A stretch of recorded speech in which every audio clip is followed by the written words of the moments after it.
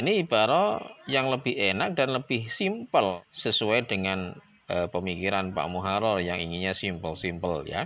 Daripada menggunakan pendekatan investasi, ini agak jelimet tadi ya, sudah saya jelaskan tadi. Debatable-nya terlalu bertele-tele kalau pakai pendekatan investasi ya.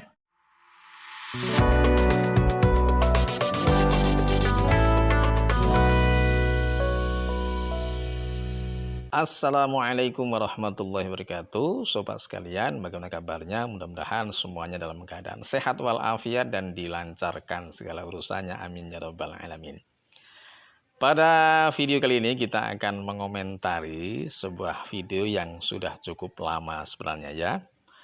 Video dari seorang ulama, seorang ustadz yang akhir-akhir ini cukup terkenal di dunia polemik pernasaban. Ada Ustadz Muharrar ya dari Demak, Jawa Tengah yang terkenal dengan metode baca kitab cepatnya yaitu metode Al-Arba'in, metode yang beliau bangga-banggakan. Walaupun dalam beberapa kesempatan beliau baca kitab ini agak berantakan secara nahwu sorobnya, dan ini juga sudah dikomentari oleh teman-teman para YouTuber yang lain mengomentari Pak Muharrar yang salah dalam baca kitab.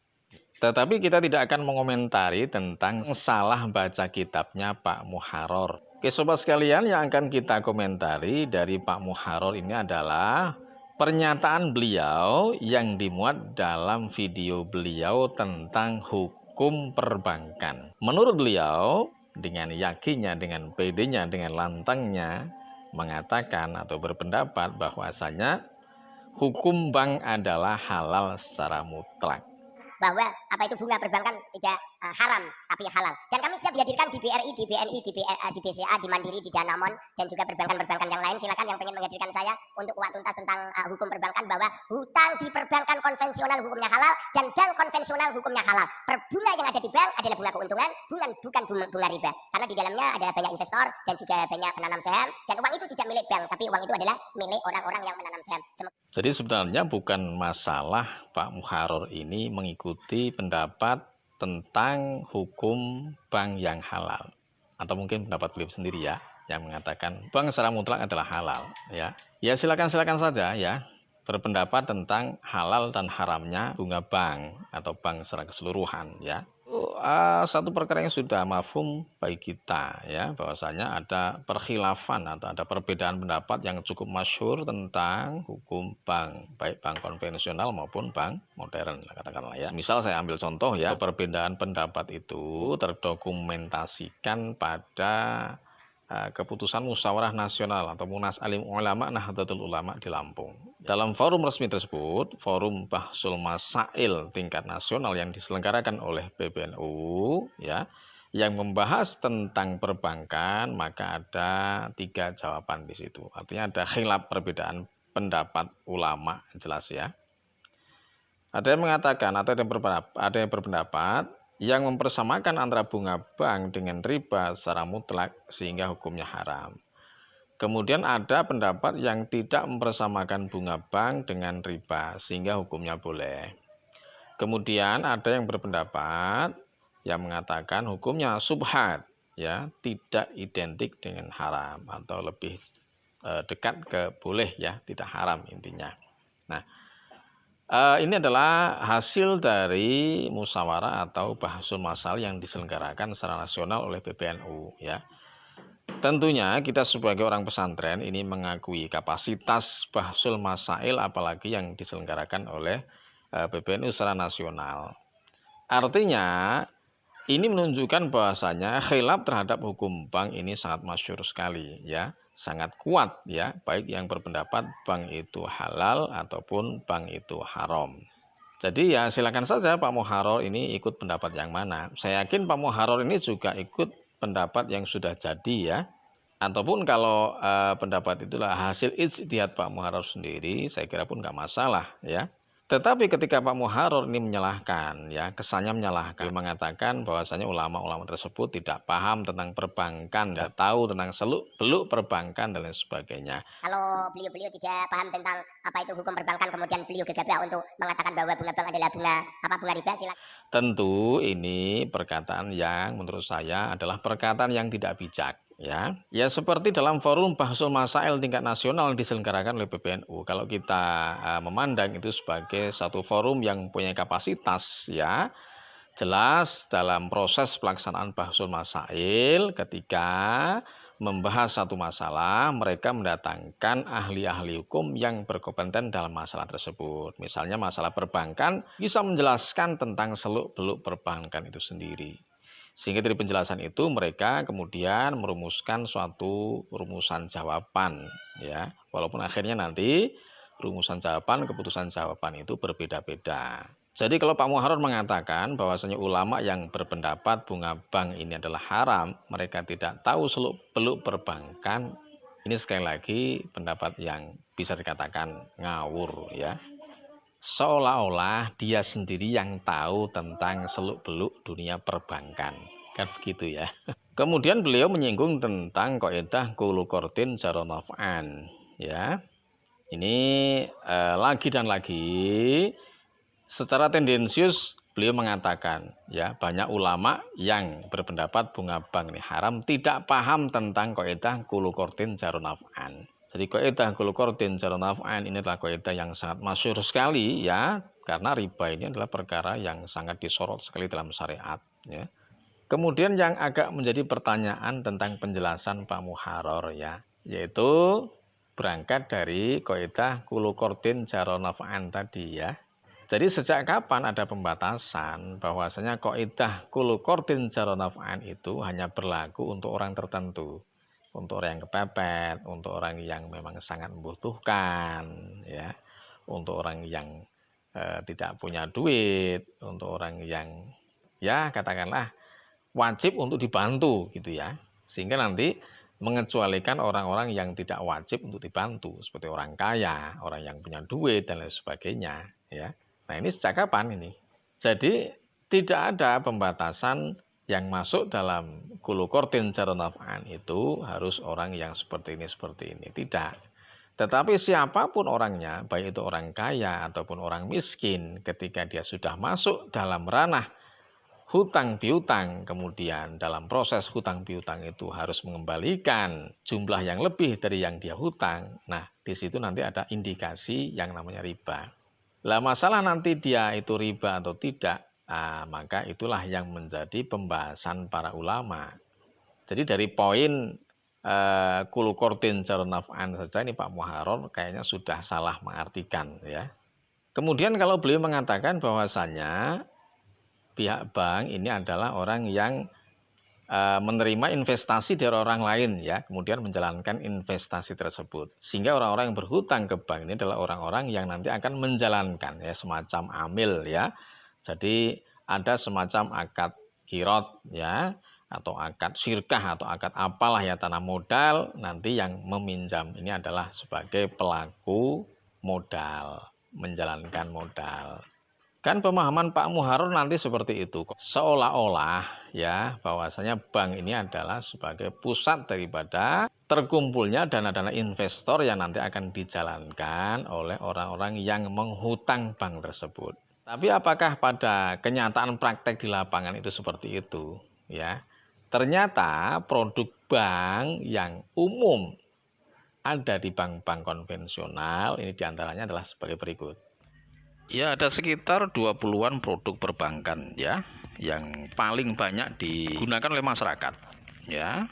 Di antaranya adalah tabungan. Nah, ini paling banyak dimanfaatkan oleh masyarakat. Kemudian ada deposito, ada rekening giro, ada kartu kredit, ada pinjaman pribadi, ada kartu debit, ada kredit rumah atau KPR, ada kredit kendaraan, ada reksadana, ada sertifikat deposito, ada tabungan haji, ada tabungan berjangka dan lain sebagainya. Kurang lebih ada 20 produk bank konvensional, ya. Bank modern atau bank syariah pun kurang lebih sama, Ya, ternyata beberapa produk yang dimiliki oleh bank konvensional, ya tabungan ya. Kalau invest tanah modal ini praktek di lapangan ini sangat sedikit sekali Pak Muharor ya. Bisa Anda cek ya. Jadi praktek tanah modal yang dilakukan oleh para nasabah ke bank ini sangat sedikit sekali. Kebanyakan yaitu menyimpan. Menyimpan di bank. Nah, kalau menyimpan di bank ini silakan Anda bahas itu akadnya apa. Apakah wadiah, apakah tanah modal, dan sebagainya. Ya silakan saja, itu nanti ada pembahasan khusus ya. Dan pembahasan itu jelas tidak sesimpel seperti apa yang jenengan itu simpulkan ya. Banyak sekali di bank ini akad yang ternyata tumpuk-tumpuk ya, akad yang murokab ya.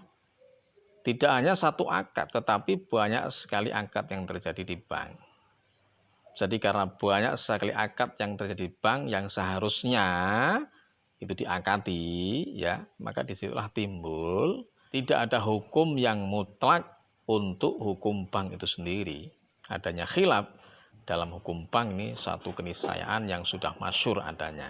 Kemudian kalau Anda tetap bersikukuh mempertahankan bahwasanya duit yang ada di bank ini adalah duit investasi ya. Nah, praktek di lapangan bagaimana? Tentang syariatnya investasi harus seperti apa? Syarat-syaratnya dan ketentuannya harus seperti apa? Anda harus memahami tentang konsep investasi, tanah modal dan sebagainya. Tentang bagi keuntungan dan sebagainya ini harus Anda pahami dan cocokkan dengan praktek di lapangan. Ya, ketika orang yang menabung katakanlah tadi sudah dikatakan ya para nasabah tadi menabung atau katakanlah tanah modal dan sebagainya.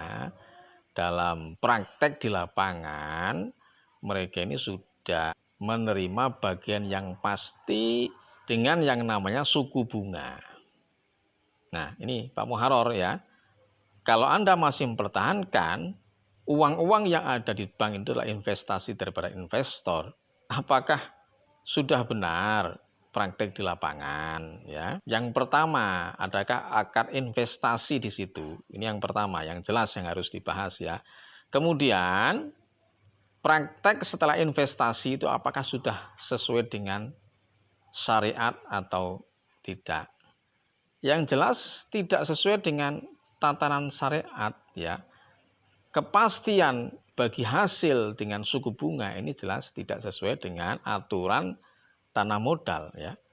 Coba perhatikan ibarat dalam kitab Al-Baijuri juz 2 halaman 22. Di situ ada keterangan wasalisu ayastarito lahu ayastarito al-maliku lil amil juz'an ma'luman minar ribhi kanisbihi au sulusihi. Jadi kadar prosentase yang sah dalam akad tanah modal atau akad investasi ini adalah diambilkan dari juz'an ma'luman minar ribhi. Jadi prosentasenya itu dinisbatkan kepada keuntungan, bukan dinisbatkan kepada yang lain. Misalnya dinisbatkan kepada modal, maka itu tidak sah. Ya.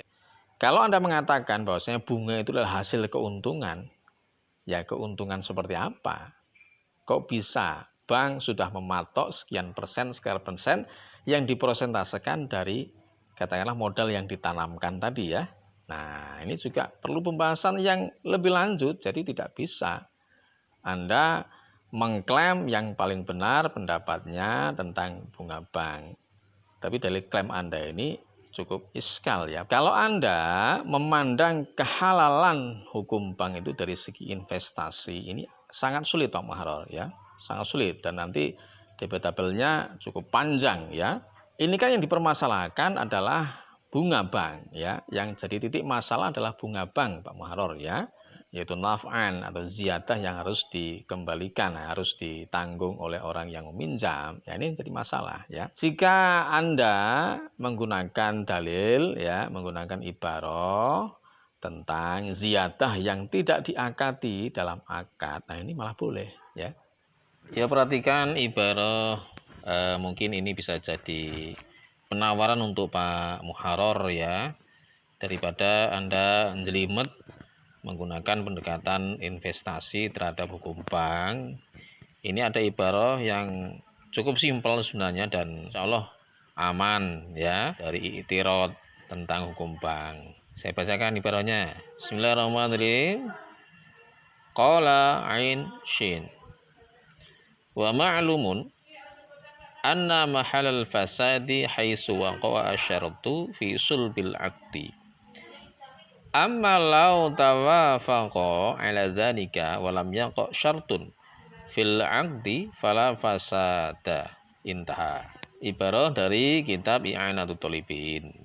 Nah, ini ibarah yang lebih enak dan lebih simpel sesuai dengan pemikiran Pak Muharrar yang inginnya simpel-simpel ya. Daripada menggunakan pendekatan investasi. Ini agak jelimet tadi ya, sudah saya jelaskan tadi. Debatable-nya terlalu bertele-tele kalau pakai pendekatan investasi ya.